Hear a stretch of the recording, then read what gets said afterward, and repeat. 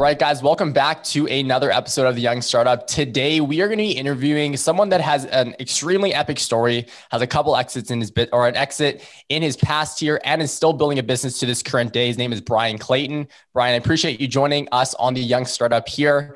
If you can go ahead and just introduce yourself and just a little bit about your story, what you've been doing over the past X amount of years, and we'll kind of take it off from there. Yeah, thanks for having me on, guys. So I'm CEO, co-founder of a company called GreenPal. And so GreenPal is a mobile app that works kind of like Uber, but for lawn mowing. And so if you're a homeowner, need to get your grass cut, rather than calling around on Craigslist, you just download our app and you can get hooked up with a great lawn mowing service in less than a minute. Been at this business for 8 years. We're an 8-year overnight success. We've got several 100,000 people using the app to get their lawn mowed, doing over $20 million a year in revenue. And so it took a long time to get this marketplace going, but we're now nationwide in the United States and every major city, soon to be in Canada, UK, and Australia. And started out this business very humbly and just kept at it. And I think the reason why we are successful is we never gave up.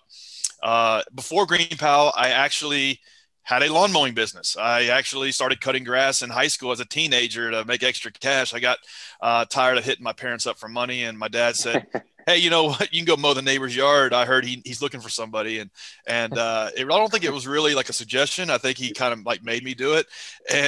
So ever since then, I was just hooked. I was hooked on owning my own business, and I mowed yards all through high school and all through college, and stuck with that business after I graduated college and built it into one of the largest landscaping companies in the state of Tennessee where I live. Got it over to 150 employees, over $10 million a year in annual revenue. And in 2013, was able to get the business sold, got it acquired by one of the largest landscaping businesses in the United States. And so growing that company from just me and a push mower to me and like 80, 90 trucks going out every day, I learned a lot the hard way of how to get a business going.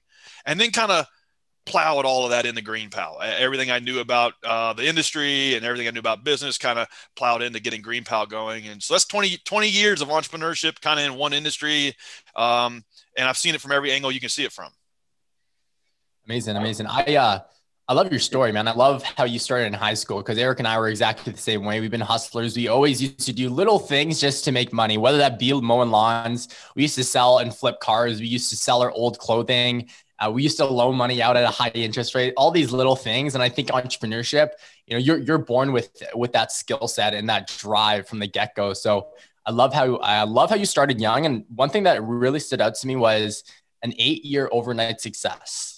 I resonate with that a lot, because a lot of people, in the business of entrepreneurship are looking for those get rich quick schemes, but quite frankly, it's not. It takes a while to build it. Now, Eric and I have only been in business for 2-3 years now, all said and done, but we know that it's going to take that 8-10 year decade grind in order to get to where we're at. So one thing that I'd like to chat around is, what are some of the, not only changes that you've seen in entrepreneurship from when you started to now, but what are some of the biggest lessons that you've learned through this journey? Because obviously it's been an incredible journey. You've accumulated millions and millions of dollars of revenue, which is amazing. And you've managed hundreds and hundreds of people. It's absolutely incredible in regards to what you've been able to accomplish in a lawn mowing business, which is also epic. I like the theme of you guys' show and kind of the angle of the question that you asked, because I agree. Like, get started young. Like, the time is going to pass regardless.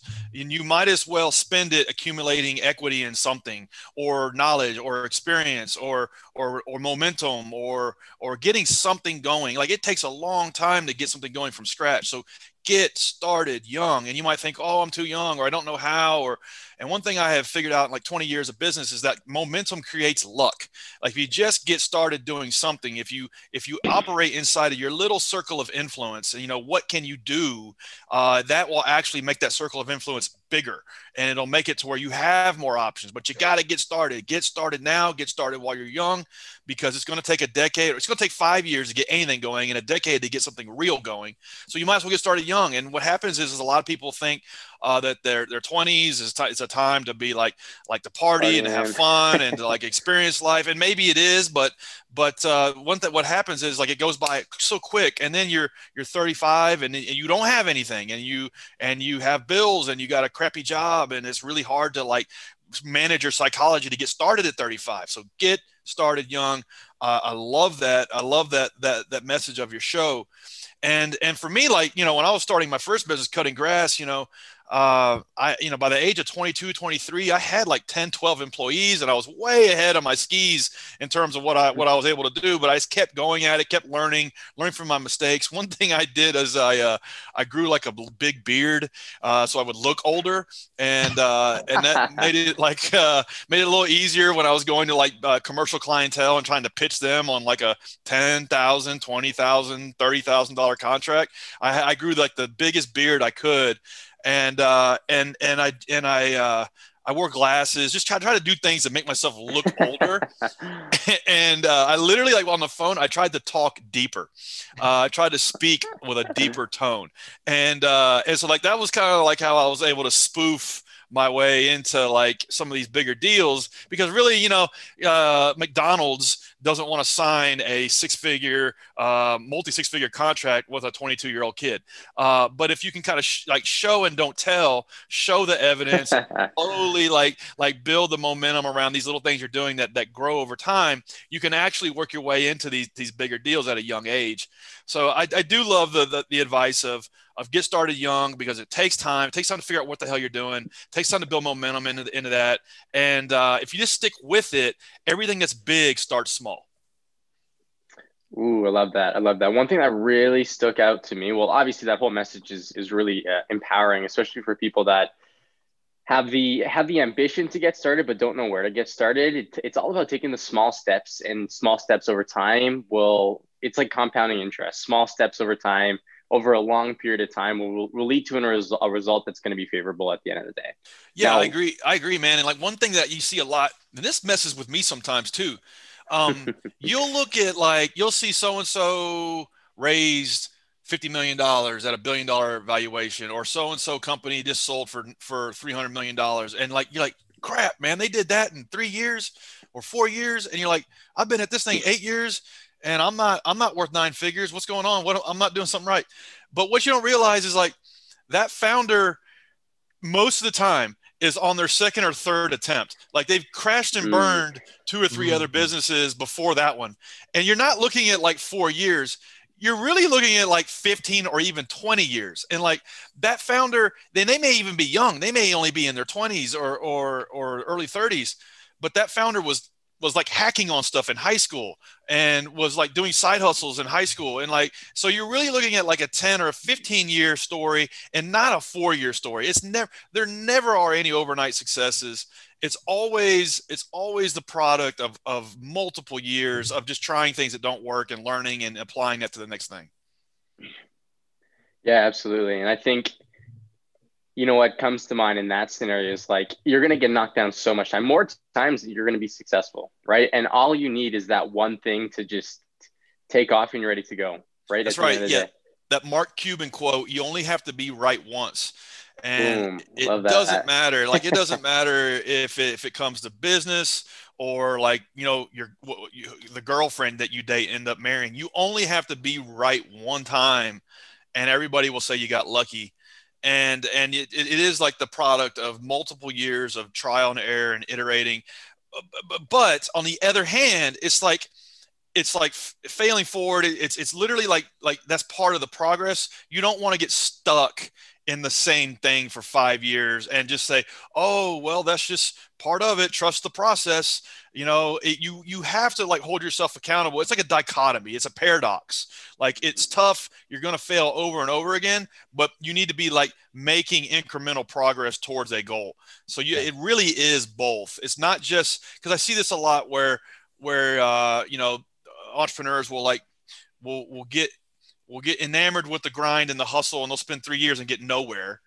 And then we get this, we over-index on this idea of the pivot, and the pivot is good when it's executed properly. But if you're just pivoting from like one thing to the next every 3 months and not really giving any one of them the 5 years they need, well, then you've wasted 3 years trying 27 different things. When in fact, the reality is the entrepreneur really just didn't want to do the hard work on any of them. And so then they allowed themselves to become kind of seduced by the idea of, well, this is just how it's done. You just go from idea to idea until one of them just magically breaks out. That's really not how it's done. It's like you go all in and pour your life's soul into one idea for 5 years, and you incrementally make little compounding progress over that 5 years.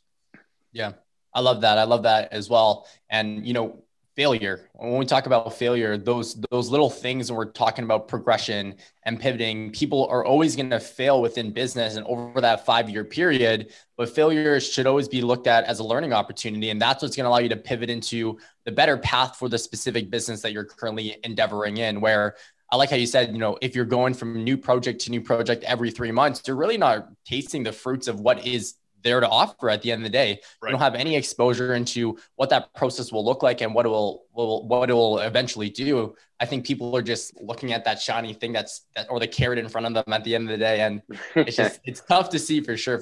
And I'm sure, you've had experience in building now 2 businesses, which is crazy. I'd like to chat. You mentioned evaluation. Did you get any funding for any of your businesses, and were you able to get to do that process? Yeah. So the first business, I got to over $10 million a year in revenue. It was self-funded, grew the company off of its own business, didn't take out any outside capital. And I grew it debt free. And so that was one reason I was able to get that business sold, because I had like 80 trucks and all this equipment and all this stuff. And like all of my competitors, the common school of thought was like you would take out a credit line or you would finance everything. And so all of my competitors were trying to sell their businesses too. And they might've had a $5 or $6 million business, but guess what? They had $5 million in debt. And I was trying to like do the same thing, but I didn't have any debt. So when I was ready for me to sell my company, it was a pretty straightforward deal because I didn't have all this debt to clean up. So that really stuck with me. The idea of taking the long view, the pragmatic view, and not getting hooked up on like the allure of buying brand new equipment just for the sake of doing it and taking on debt to do it. And so like that is part of my, I guess, ethos in business, is to always take the long view and the more sustainable path. And so when I sold that company, I kind of retired. I didn't have to work anymore. And so I took some time off and I thought, okay, what's the next thing going to be? And that was the idea for GreenPal, was one that was obvious to me. I was kind of like solving my own problem. And I thought, okay, well, with this one, I want to kind of do the same thing. I don't want to go raise a bunch of capital and be beholden to investors. I want to do this things pragmatically, because I didn't really think it was going to be like an Uber Lyft dynamic where it was going to be a winner take all land grab type thing. I really felt like whoever was going to win or create something valuable was just going to do it slow and low. And so that was the approach we took. But man, it was really hard. Like we really, the first 4 or 5 years were just really excruciating. Our first year, we ended like with 25 customers, and half of them were my friends and family. It was tough. But we needed those people to use the app so we could like get the feedback to understand how to improve it. Yeah. And, but the numbers were small. We kept growing them and kept compounding them and kept figuring out what was working, what wasn't working. And the only thing that was going to guide us through kind of like the darkness was just the user feedback, was both sides of the transaction telling us what they wish it would do, where we sucked, where we needed to improve. And we just, as simple as that sounds, like that was our free R&D. And we just used that over and over again to make it better and better. And, back then, 8 years ago, when we started, the vision was, you should be able to push a button, get a great lawn mowing service at a great price, and they should come tomorrow. Here we are 8 years later, we're still doing the same thing. We're making that cheaper, better, faster, smoother, more convenient. We're literally just focused on the same thing.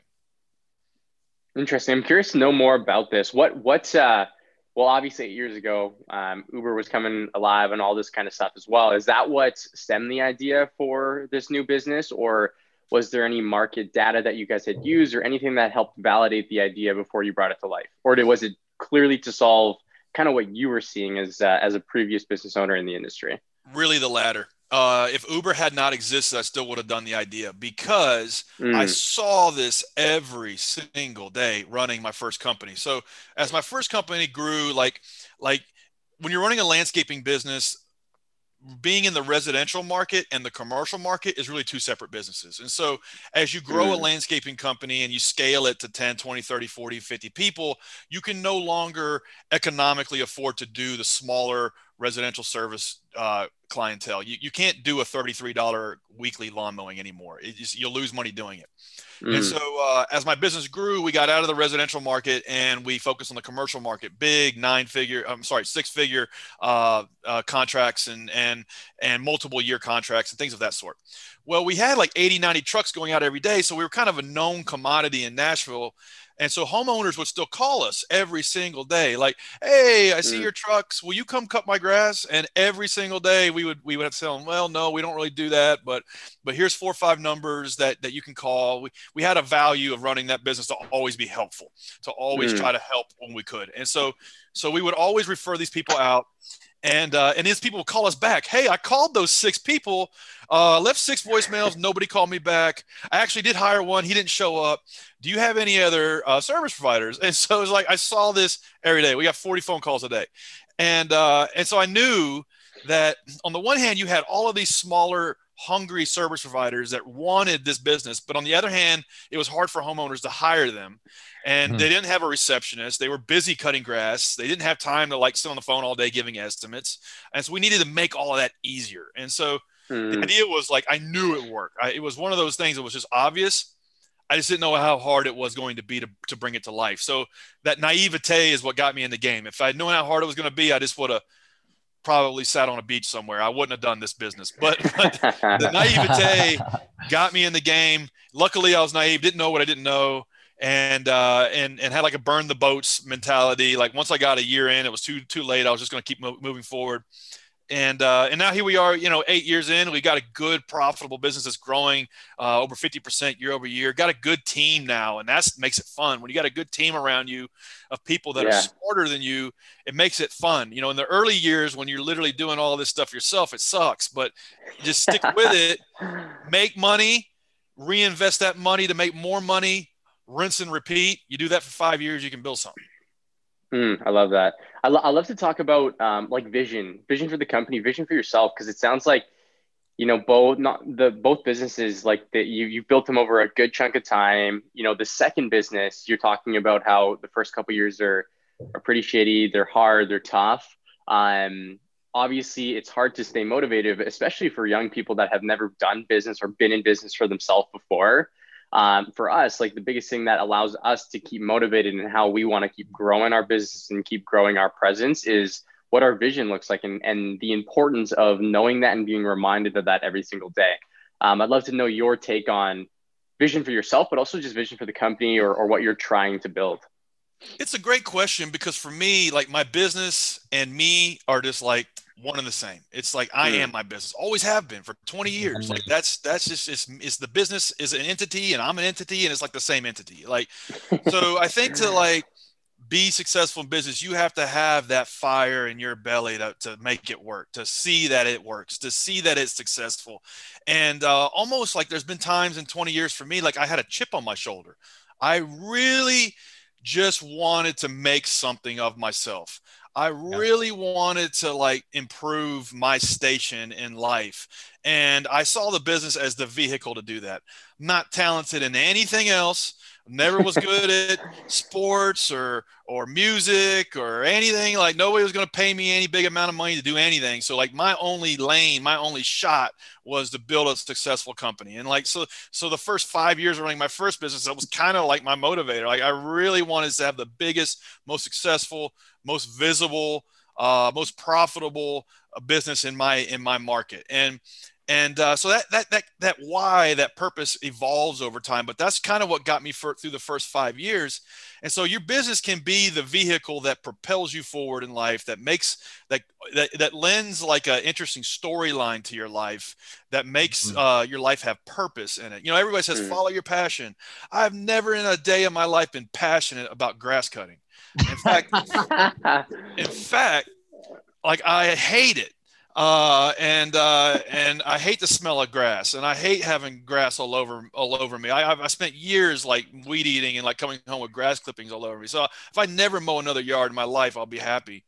So I've never been passionate about that, but I've been passionate about winning and passionate about growing a business and creating opportunities for my employees and my people. And that is the purpose. So I think it's like the business can be your purpose, Mhm. Don't fall into the trap of this follow your passion thing, because 99% of the time, what you can make money at is not what you're passionate about. Your business can be the source of purpose for your life, and purpose is what matters. I agree with that. Eric and I, we're heavy in the Amazon space, and we rely on data at the end of the day to make educated decisions. And what that entails is not necessarily following our passion. It's more so listening to customers, looking at what makes sense, what's actually going to be profitable. Because what we have found, and our main business right now is in home improvement and home organization. And we've never been a big fan of home organization. That's kind of a girl thing to do, all said and done. But we found purpose in that business. We were motivated by growing our team. Exactly. We were motivated by presenting opportunities to our team. And we were motivated by helping our customers at the end of the day, because you get to really focus in on your target market. And what that allows you to do is find passion and help them out. And I think that's where we get a sense of fulfillment from, is actually solving problems. And I loved how you talked about customer feedback as well, because we do exactly the same thing. At the end of the day, you're solving customer issues. You're getting feedback from customers to make their lives easier. And that alone is I have a huge passion in that, just helping others at the end of the day. So I resonate a lot when you say that. And you talked about your journey from going from mowing lawns and actually cutting grass to essentially owning a tech company, correct? Right. Yeah. That was a tough transition, going from a Yeah. blue collar entrepreneur, very much hand to hand combat in the trenches, to a tech entrepreneur. And that gap between those two was one that I was very naive about. I didn't really know the first thing about what that was going to entail. And luckily I was naive, because I never, never would have done it. But there are some fundamentals and principles that are the same, but there's a lot of things that are very different. And so when we got started, I didn't know how to code. I didn't know how to build software. My two co-founders didn't either. And we made the mistake of when we started GreenPal, was we thought all we have to do is just like pay a dev shop to build GreenPal, and we would market it, and then we would be off and going. And we did that, and we pulled together 150 grand across the three of us. And like, when I sold my first company, I knew I never wanted to pick up a weed eater ever again. So I locked down all of the proceeds into like highly illiquid long-term assets and investments. So it's not like I had all this cash like Daddy Warbucks style to like plow into GreenPal. Didn't do that. And so like this was like $150,000 of like loans from mom, liquidated 401ks, credit card checks, you name it. Like just scrounged this money together between the three of us. We paid the dev shop to build it, and it took like 8 months. And it was a total failure, unmitigated disaster. It was a flop. It was like as much of a donut as like it was a zero. Like it was dead on arrival. Like we tried to get people to use it, and it was clunky. It didn't have the features it needed. It didn't fulfill the vision of push a button, get the grass cut, and so we were confronted with the reality of, if we were going to be in the tech business, we were going to have to learn how to build software. There's just no two ways about it. And the way I look back at it is, it'd be like trying to open up like a 5-star restaurant and not having a chef, or not knowing the first thing about how to create a recipe, right? And so like that's how stupid we were. And so we made that mistake. We delegated too quickly. We lost 150 grand, but at least we were able to validate the idea, because we passed out a ton of door hangers all over Nashville, Tennessee, to get people to use this first version. And we would meet with all of these people that would meet with us. And we always heard the same things, like, well, I used it and it didn't work. And, or I used it, hired the guy and he didn't show up, or I hired the guy, he did a shitty job, or I hired the guy and he wanted more money when he came out and looked at the yard. It was just a million problems. And we were like, wow, this is going to be a lot harder than we thought it was going to be. But there was one thing we never heard. We never heard, I don't need this. We never heard, like, this doesn't, like, they were disappointed. They were upset, pissed off, let down. And like, in a weird way, that was the validation we needed to keep moving. We were like, well, we might be onto something here, because people really wanted this to work and it didn't. But, you know, if we learned how to code, we learned how to build software, maybe we could do this. And so my co-founder went to a boot camp that was like a 6-month program, full-time. And he learned how to become a back-end engineer. And I became like a really shitty front-end engineer. And it was just enough to like, for us to cobble together the next version, and then for us to continually improve that. And then little by little, we started making money to where we could afford to hire devs. And so that's how we got through it, man. And you know, like, My other co-founder couldn't pick it up. He couldn't learn how to code. But once we started figuring out that we could hire kick-ass developers in Pakistan for $50 an hour, back in those days in 2014, you could drive for Uber and make like $40 an hour. And so he would drive for Uber, and like, he was like, hey, I can't code, but I can drive. And like, we would, like, for an hour of drive time we could exchange for an hour of dev time. We literally did that for like a year. Yeah. Yeah. So it's like, by any means necessary, get to the next level of the game. If there's a will, there's a way. Yeah. Exactly. Yeah, absolutely. Man, that's a crazy story. Crazy. It's all about being resourceful and putting yourself into uncomfortable situations, and you'll be able to figure out. But one thing I really loved about what you said is, like, it's not always a positive validation that you need. Like, you need to look behind the lines is really what it comes down to. Like, the customers didn't say they didn't need it. Like, that's huge. There's a lot of people, majority of people, that would probably just walk away and be like, you know what, I'll take my losses on this. This is not going to work out because of all of the reasons that you had listed. Too expensive. People didn't show up. They wanted more money. Because those are valid reasons for people to be like, you know what, there's no way this is going to work. But right. Yeah. You look at, it's weird. It's like, it's almost paradoxical. And if you hear, I don't need this, most of the time it's time to take whatever you've learned and go in a different direction. But if you see disappointment, and you see the fact that your people are let down, and if you see apathy, like meh, then you may not be onto something. But if you you want of the range of emotions, you want the extreme. Like you want people that are pissed off. You want them to care and be engaged. That you let them down. You don't want apathy. And so that, like, understanding, first off, like, getting that feedback and understanding how to interpret it can be the thing that spells like success or failure in your startup. And then like, literally making it dead ass easy for people to give you that feedback.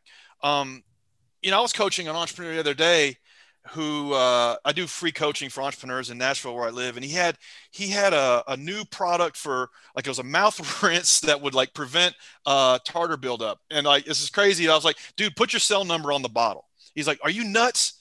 I'm like, no, I'm not nuts.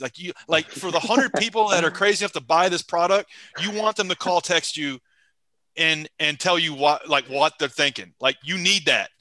And he's going to do it. And so it's like, make it, like, remove all the friction for people to give you the feedback, because you need that feedback to get to the next level. And it's like, I talk about, like, these metaphorical levels.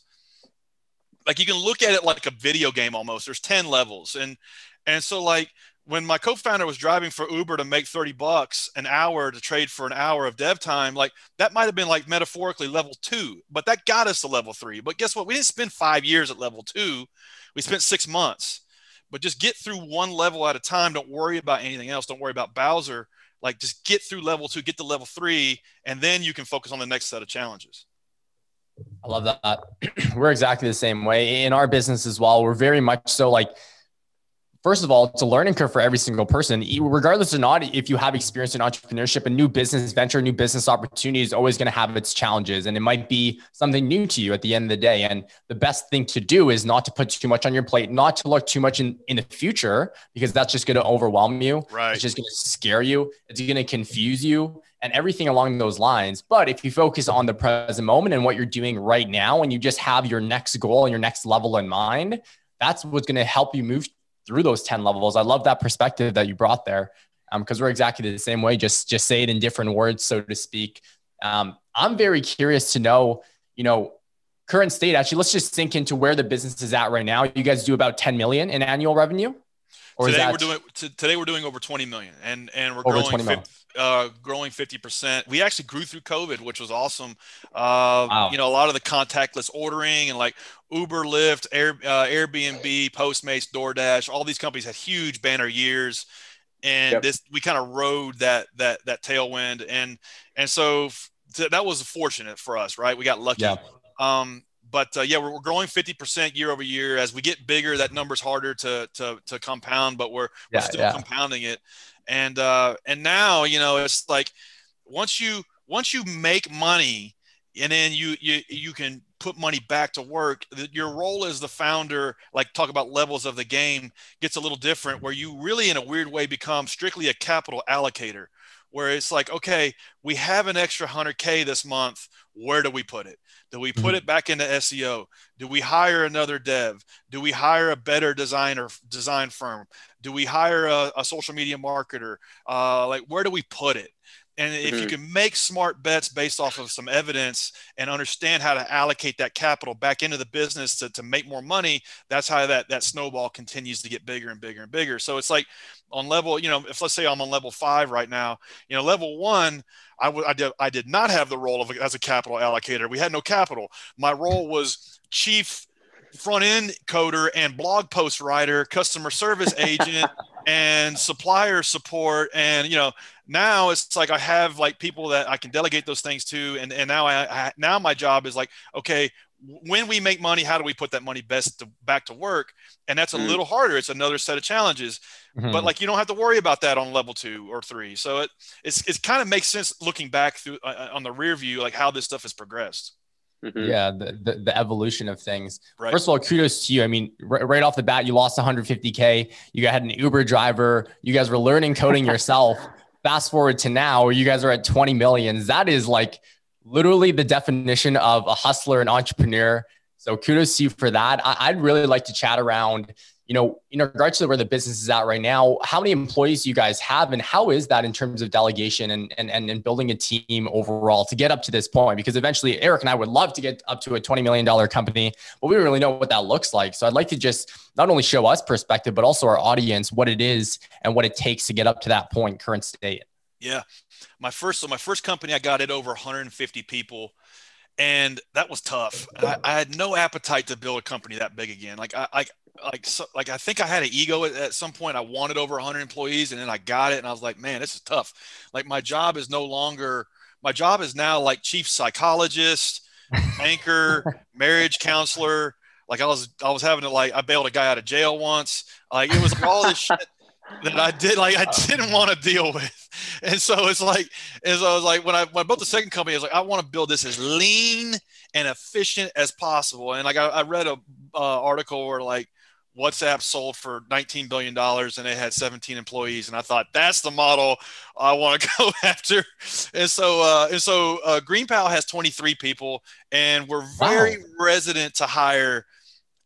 Like we only hire unless it's like we're in love with the person, and if it's a really good fit and we can really put them in a place where they can move the needle on the business. And so now, we've got just the right amount of people.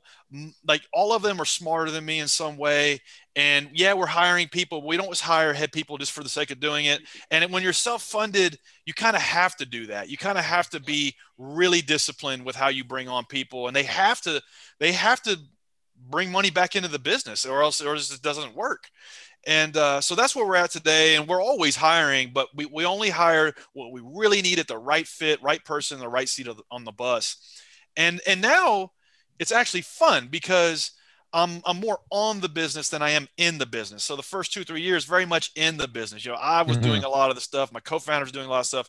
And now, I'm able to get people who are better at these things than I am, and put them in a place where they can do it better than I could, and use money that the company's making to fund that, and continually like to rinse and repeat that. Something else I've learned over the years, when you're hiring people, particularly for like key roles like CFOs or CMO or a chief of product or a designer, or maybe like a strategist or a conversion rate optimization person, you're much better to go to the top, hire the best for whatever you can afford them for per month. So you're much better hiring somebody for 2 hours a month who's the best for $300 an hour than you are hiring somebody who sucks for 40 hours a week.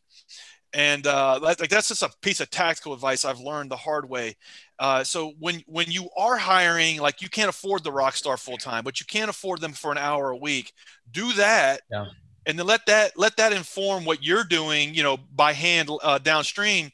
But just hire the best, and that will create like a better vector for your business versus somebody who makes $1,000 a week or whatever, who just doesn't know what the hell they're doing, and then they're just dead weight. I've learned that. I had to learn that the hard way. Yeah, hiring. Well, we did corporate recruitment for 4 years, and hiring for any business is the biggest and most risky investment, because if that person doesn't go through, doesn't work out, all of the time, the training, the equipment that you buy for them, all that kind of stuff goes down the wash. And it's something that you either eat the cost on or you try to salvage it with that employee.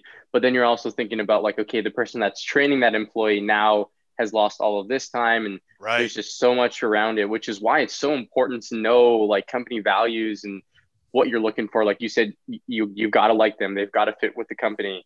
All of these kind of things are very important. It's not just about the skill set because, you know, the organization that we worked in for 4 years, it was when we first started, everybody had to had, you know, a college or a university degree, something in business. By the time that we left, it was now about people that had the right attitude because it was a sales organization ultimately. And Right. sales is very much so something that can be trained for.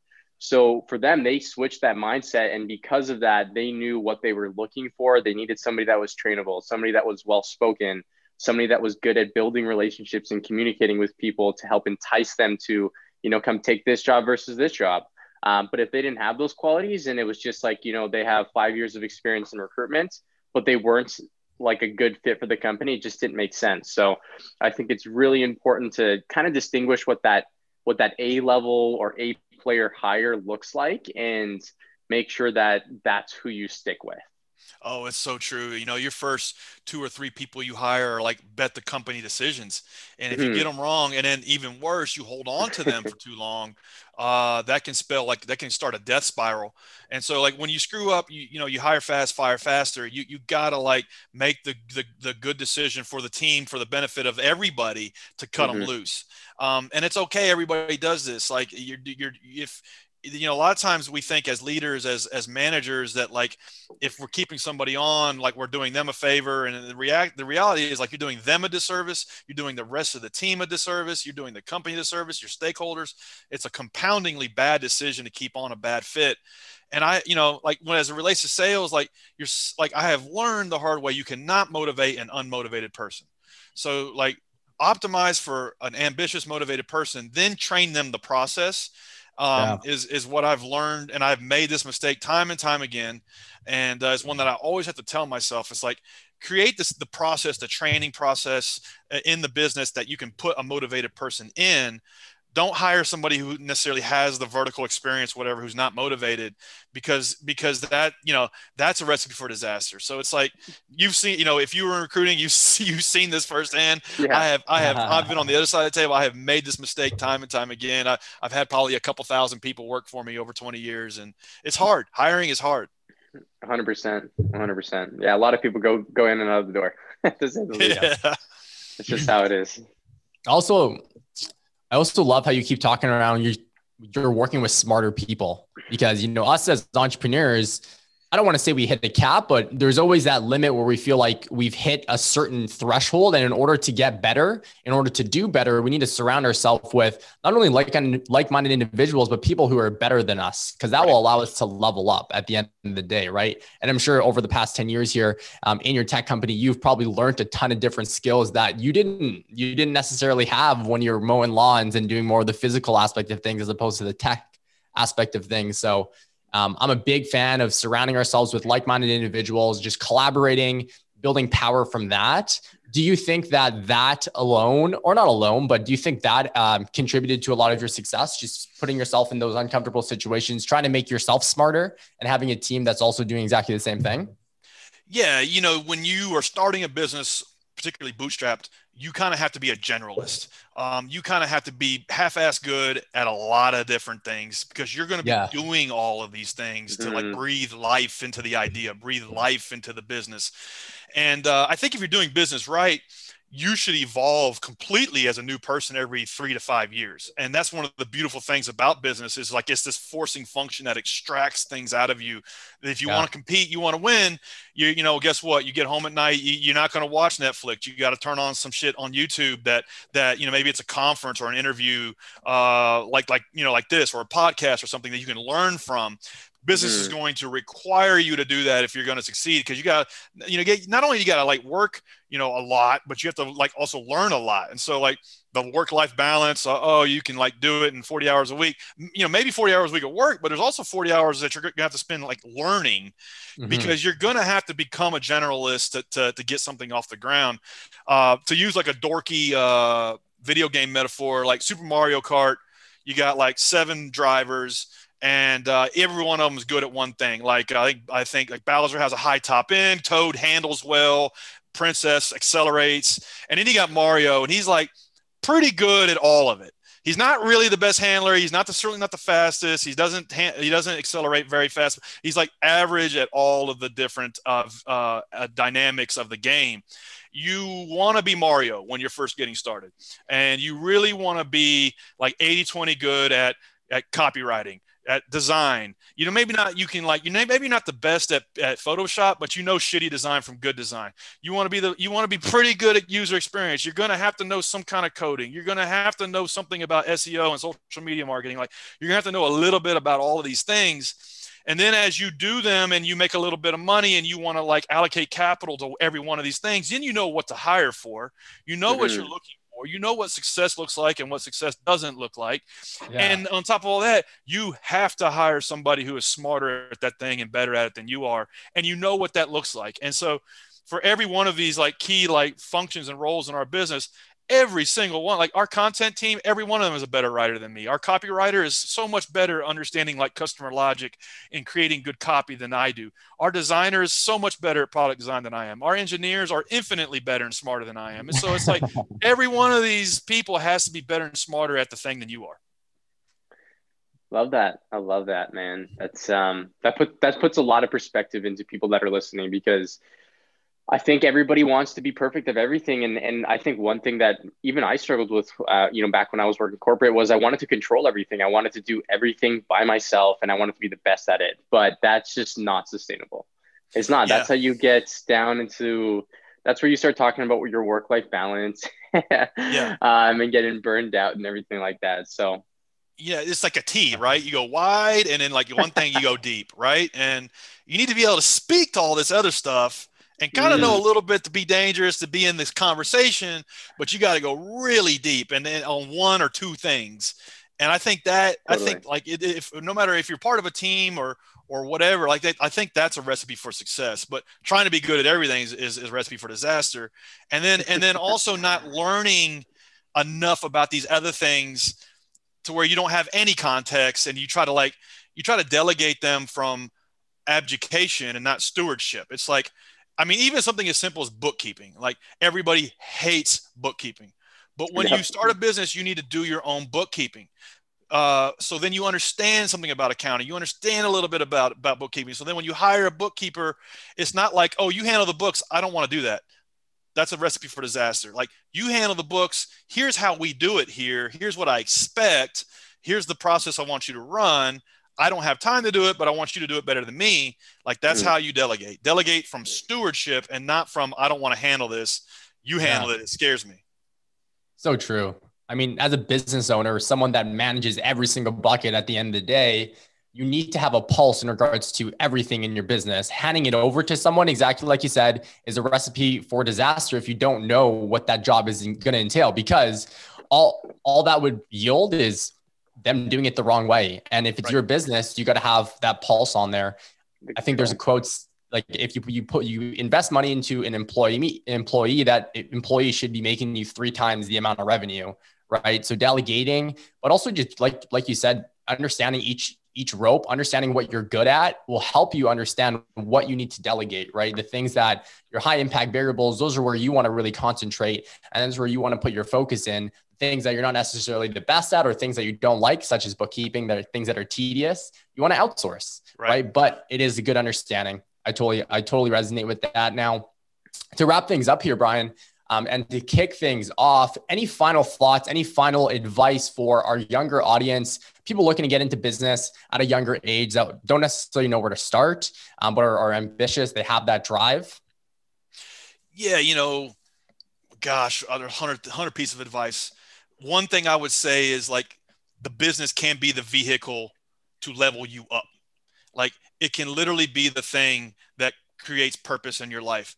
A business can literally be the thing that makes your life matter. The business can literally be the thing that lends an interesting storyline to your life. Like, if you're working in corporate America, do you really want to spend the next 2 decades in a cubicle rotting away and not owning anything in the business? Or do you want to like create something yourself? If you do, it's going to be hard, but it can be one of the best things you can do with your life.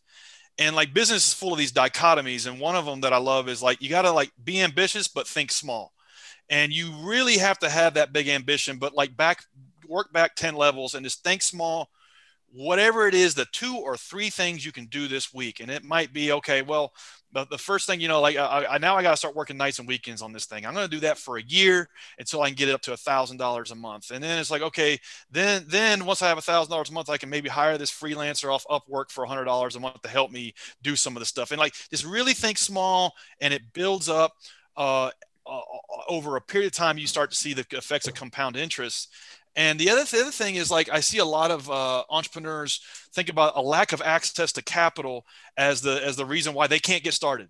They're stuck because nobody's going to give me the money. I don't have access to capital, and that is a bad excuse. Maybe the one big business you think you want to start that needs $5 million. Maybe you're not ready for that one. Maybe you start a smaller, like, service-based business that you can like put $100,000 in the bank, and then you'll be ready for that one. Like, back up and just take action in something small that you can do. And that's how you, over a period of time, 10 years, you can change your life. Wow. Love that. Yeah, absolutely. Couldn't agree more. Honestly, I think starting small is huge for a lot of people. And, like Bryan had mentioned, we have plans. We want to do bigger things than what we're doing right now. Like we run, we do millions a year as well, current state, but like, I want to do 50 million a year. I want to do 60 million a year. And to get there, I know that, like, that's like a 15, 20-year plan for me. I know it's not going to be around the corner or anything like that. And right now I'm immersing myself into what we're good at current state. And I know by trusting the process, I will find something that I can do that will get me to the next level. So really good advice for the younger guys, for sure. Awesome. Yep. Absolutely. Well, Bryan, I appreciate you coming on the Young Startup here. Just to kind of cap things off, is there anywhere our audience could potentially reach out to you or see any kind of content that you're providing, whether that be any kind of social channel, things along those lines? Yeah. I've been hanging out on LinkedIn a lot more lately. Connect with me there. Shoot me a message there. Or also hit me up on Instagram. You can DM me there. Awesome. Cool. All right. All right, Bryan. Thanks so much. Appreciate the Zab time. Twins. I appreciate having me on. I loved it. Had a ball. Yeah. No worries. Cool, man. Keep crushing it.